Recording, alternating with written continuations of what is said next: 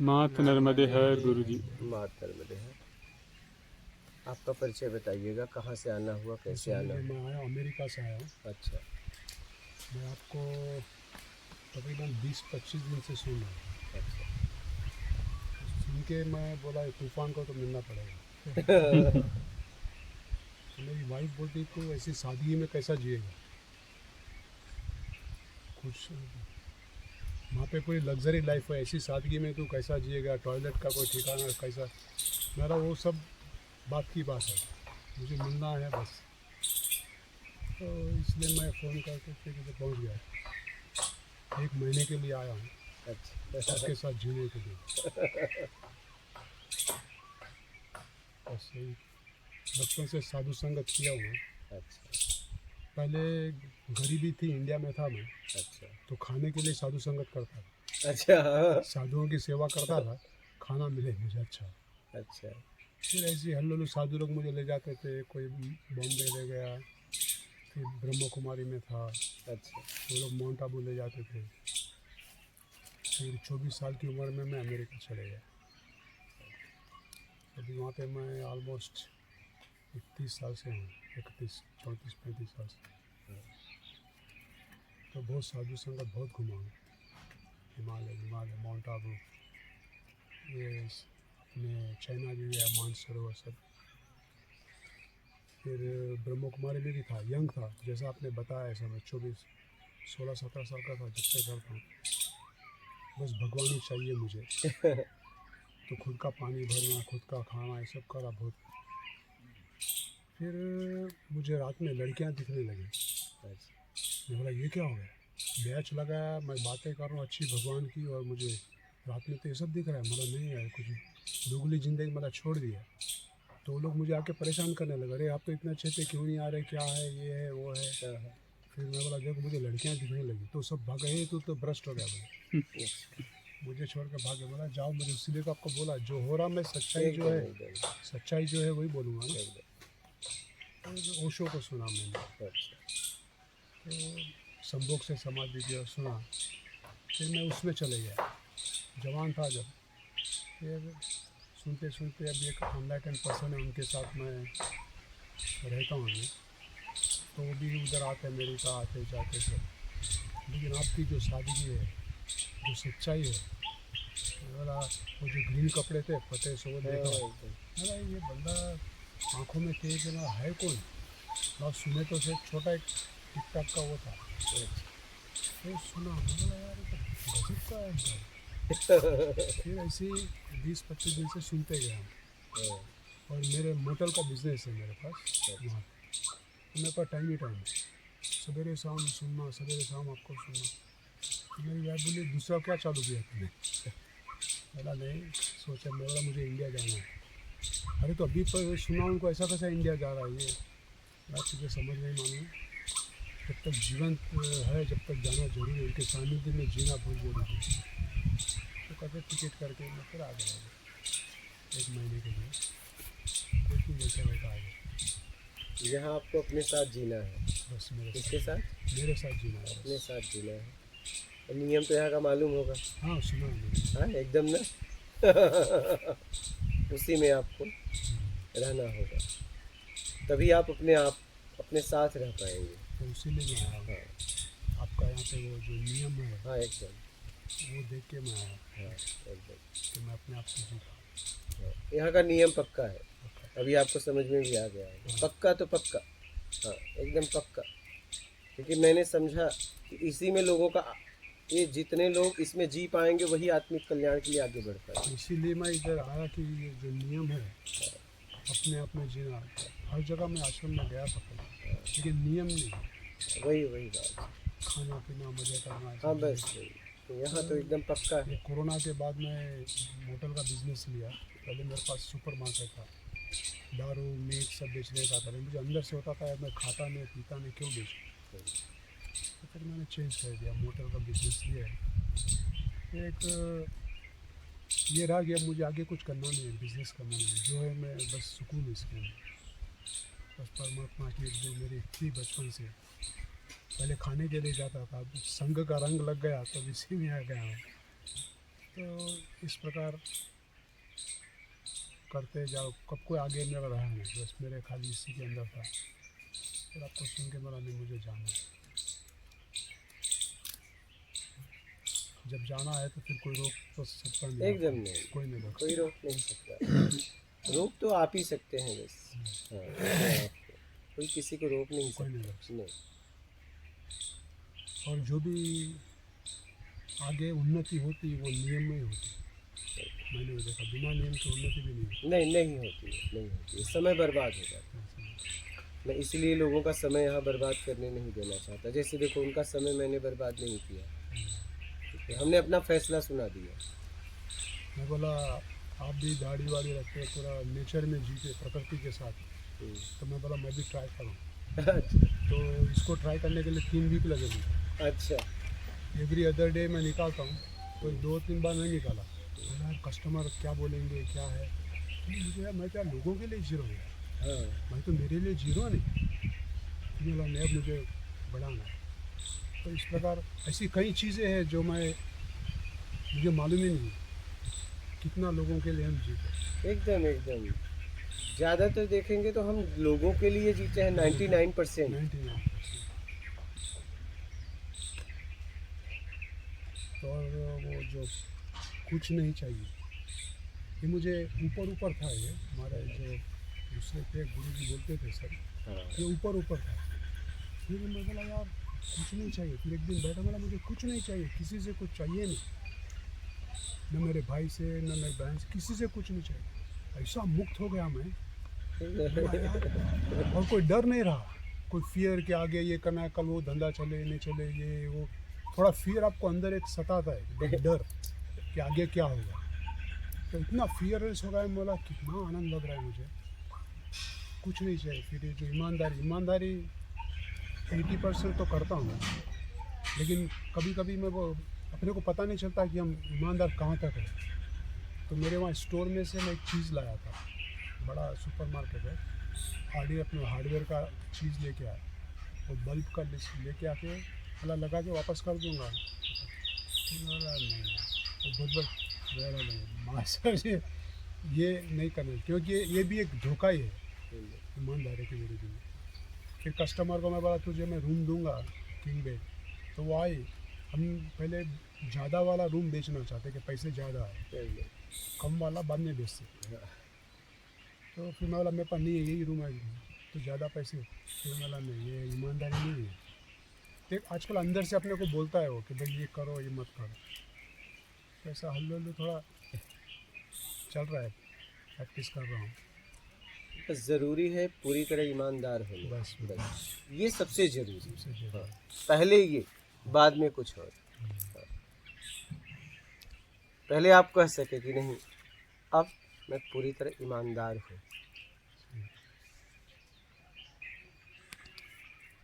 आप ये कह सके 80% नहीं, वही 101%। फिर ये कह सके कि मैं तो छोड़ो, मेरा रोम रोम ईमानदार है। क्या? हाँ। फिर एक समय ऐसा आएगा कि आप ईमानदार भी नहीं रह जाएंगे, आप रह जाएंगे।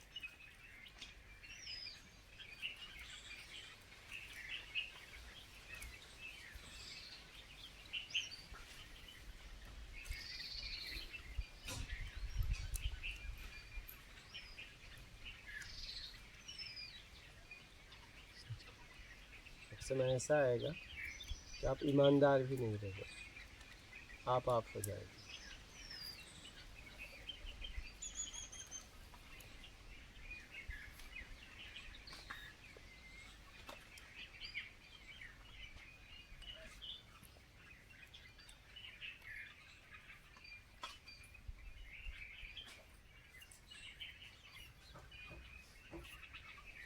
100 तो समाज ने दिया है ना, परसेंटेज।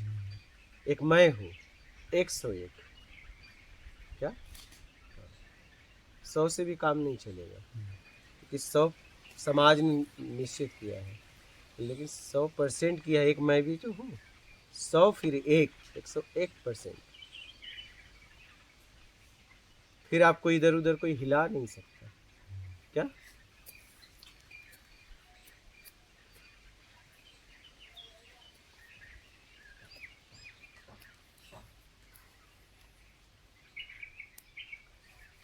और ईमानदारी ही आपको आपसे मिला सकती है।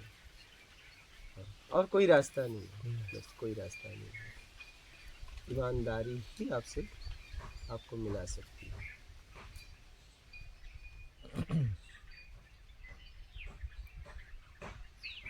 और वो भी 101%। हाँ,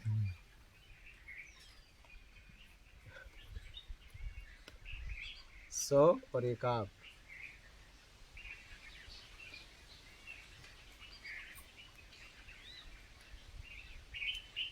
अस्सी से काम नहीं चलेगा,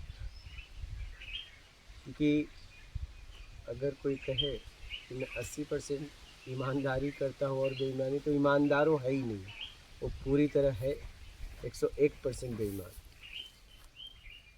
व्यक्ति। या तो जैसे कोई जिंदा है या तो मर गया, परसेंटेज में कोई मरता नहीं है क्या। या तो आप ईमानदार हो या तो बेईमान हो, बस इतनी सी बात है, साफ सुथरी।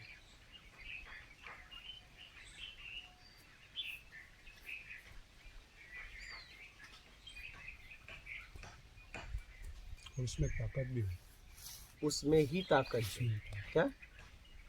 उसमें ही ताकत है। ईमानदारी आग है। क्या है? आग है।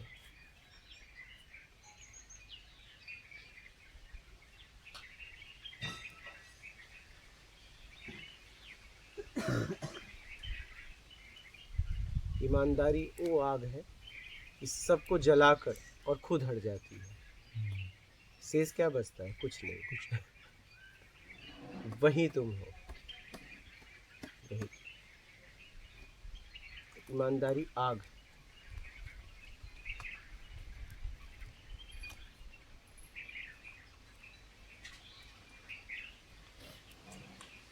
सबको जला के राख कर देगी।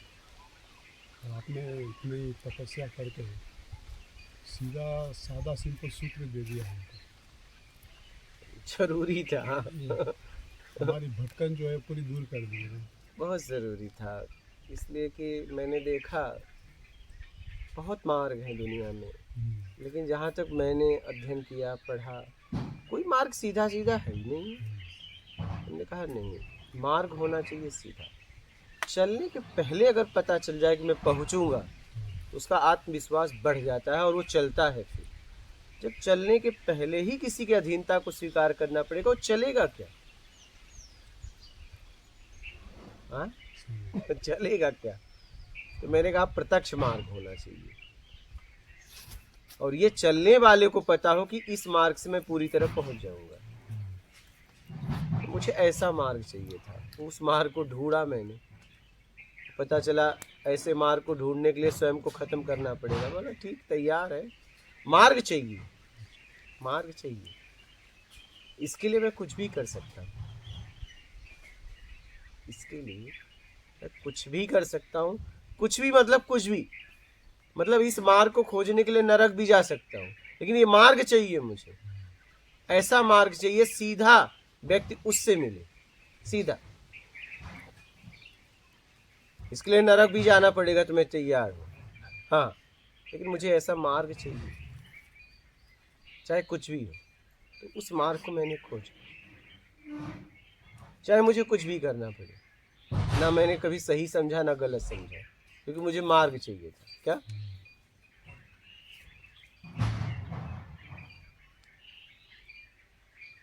इसके लिए मुझे कुछ भी करना था, मैं किया। मुझे मार्ग चाहिए था। बस इतना था कि कुछ करने में कभी किसी के भावनाओं के साथ खिलवाड़ नहीं किया, हाँ, किसी से बेईमानी नहीं की।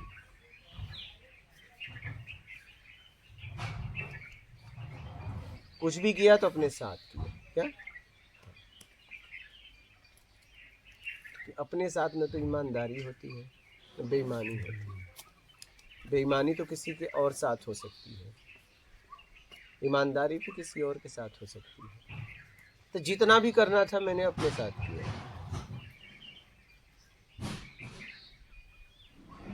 इसके लिए कि ये मार्ग चाहिए था मुझे, बस। और फिर मिला, और ये मार्ग है। प्रत्यक्ष। हम धन्यवादी है, इतना अच्छा मार्ग हमको बताया।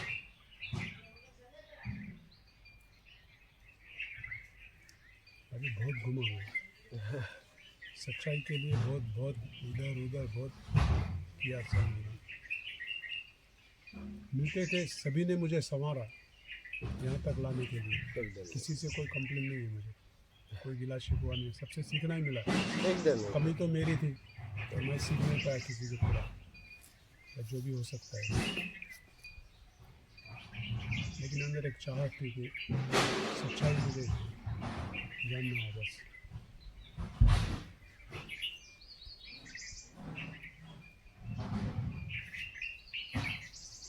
मैं अभी तक कपड़े देखा था आपके बड़े आधे का मला क्या था। आज ही आज ही बदले आज ही और आप सब लोगों के बाल वगैरह सब देखने लगे, सब लोग क्या चक्कर है। आज ही कपड़े बदले। परफेक्ट टाइम पे पहुंच गया आप उस समय पे समय पे आ भी गए। मैं कल का आया था मैं अच्छा इधर इंदौर एयरपोर्ट पे आया था कल। अच्छा तो फिर होटल में थोड़ा मतलब आराम, हमारा उस दिन रात का फर्क हो गया ना, अच्छा तो मेरा सोई जाऊँ पूरा। अच्छा होटल में सोई गया, मतलब यहाँ पे आऊँ तो फिर अच्छी तरह आऊँ। हाँ एकदम। फिर टैक्सी वाले को बता के पूरा पहुँच गया।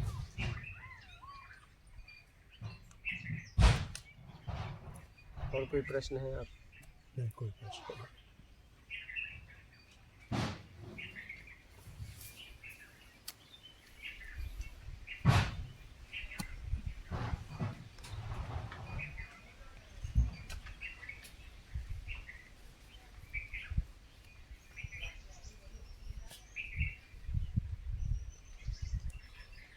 ईमानदारी आग सब जला देगी। और 100 तो चलो ठीक, 101 कर दिया तो कुछ बचेगा नहीं क्या। इसलिए मैं कहता हूँ 100 तो समाज ने दिया, एक तुम 101%। ये इस पे हाथ रख के बोल सको अपने आप से कि मैं 101% ईमानदार हूँ, बस बात खत्म, तो सब खत्म हो जाएगा क्या, तुम ही बचोगे फिर।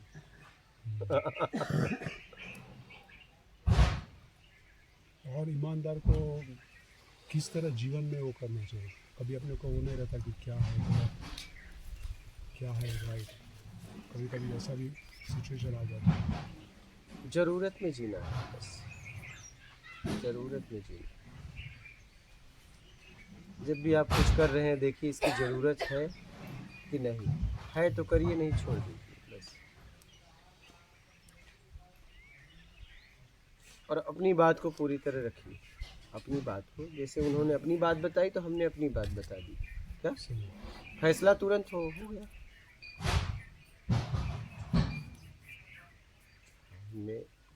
हमने उन्हें फिर ये नहीं कहा कि आप ऐसा क्यों, नहीं, हम कौन होते हैं, आपके नियम हैं तो हमारे नियम ही हैं क्या। अब देख लो, और आप हमारे पास आए हैं तो आपको मेरा ही भी नियम पालन करना पड़ेगा। अगर आपके पास मैं आता तो आपका नियम पालन करता है क्या, बात समझ रहे। तो मैंने अपना नियम बताया, उन्होंने अपना नियम बताया। लेकिन जिस सच्चाई के लिए है उसके लिए कोई नियम होता नहीं है हमारे तरफ से। वही तो होना हमारे ही नहीं तरफ से नहीं चाहिए, होना चाहिए। अभी कितना एम आपके तरफ एम जो में है, चला गया वो। होना ही नहीं चाहिए। वो छोड़ दो, वो गया तो गया, उसकी बात में नहीं करो। आपको हिंट कर रहा हूँ कि आप तो कहीं ऐसा नहीं कर रहे हो। नहीं वही हमारे तरफ से तो कोई वो नहीं होना चाहिए। बस सच्चाई जानने के लिए कुछ भी करना चाहिए। एकदम। मैं अभी तक प्याज लहसुन नहीं खाता। अच्छा दूसरे महाराज जी से अच्छा हाँ तो मैं सुना प्याज लहसुन खाने का है तो आओ इधर, नहीं तो मत आओ। चलो कोई बात नहीं। प्याज लहसुन सात्विक भोजन है, उसमें फ्लाइट क्या में भी मैंने लिखाया था जैन। अच्छा तो वो बोले जैन तो तुम्हारा फ्लाइट में आया था, मैंने लिखाया था जैन फूड। हाँ, मुझे अंदर से तो चाह मैं प्याज लहसुन खा रहा हूँ तो दे मुझे, तो वही मुझे मिला। अच्छा तो प्याज लहसुन इसलिए नहीं खाना वो लोग बोलते हैं कि आपकी काम वासना को वो करता है, इसलिए ठीक है। जानवर लोग कहाँ खाते हैं, फिर वो उनकी कैसे होती है। तो हम बोले सही है चलो छोड़ देंगे, तो छोड़ दिया। बहुत जितने जानवर हैं प्याज लहसुन खाते हैं, उनको मालूम ही नहीं होगा खा रहे हाँ? नहीं। उनको पता भी नहीं होगा खाते नहीं खाते। नहीं, अपने को भी तो पता है कि जानवर लोग कहाँ प्याज लहसुन खाते हैं। नहीं खाते।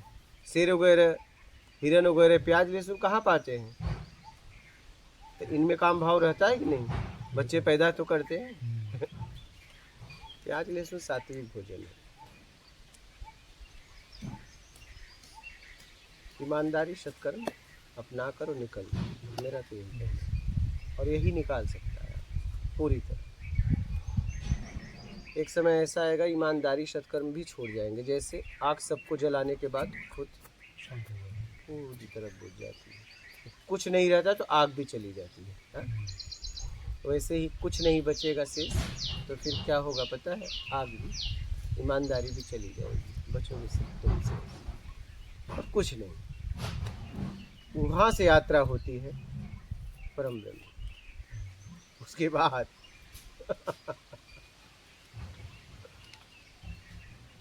तभी जो आप बोल रहे थे कि मैं देखता हूँ, प्रत्यक्ष देखता हूँ, तो वो अवस्था आने के बाद आप जो भी है एज इट इज़ आप देखते हैं। जैसा है वैसा दिखता है, अच्छा, जैसा है वैसा दिखता है। आपको सुनते सुनते मुझे भी लगता है कि मैं भी शरीर खाली है, पीछे में हूँ, इस प्रकार एक महसूस करता हूँ ना कि शरीर पीछे में हूँ। कभी कभी आप बोलते हैं ये सिगरेट पीना नहीं चाहता तो तुम ज़बरदस्ती पिला रहे हो उसको, एकदम तो वो टाइम मुझे अरे ये किसकी बात कर रहे हो, तो पीछे जो खड़ा है उसको ज़बरदस्ती पिला रहे हैं। बात तो सही है, शरीर की वजह से उसको हम पिला रहे हैं। तो वो होता प्रतीत होती कि नहीं ये क्या बात, बहुत कुछ हम कराते हैं उसको, बहुत बहुत बिना कुछ चाहे। घुटन, घुटन और वो हम ही है, हम ही है। पिलाने वाले भी हम ही हैं, जिसको जबरदस्ती पिला रहे हैं वो भी हम ही। हाँ हाँ,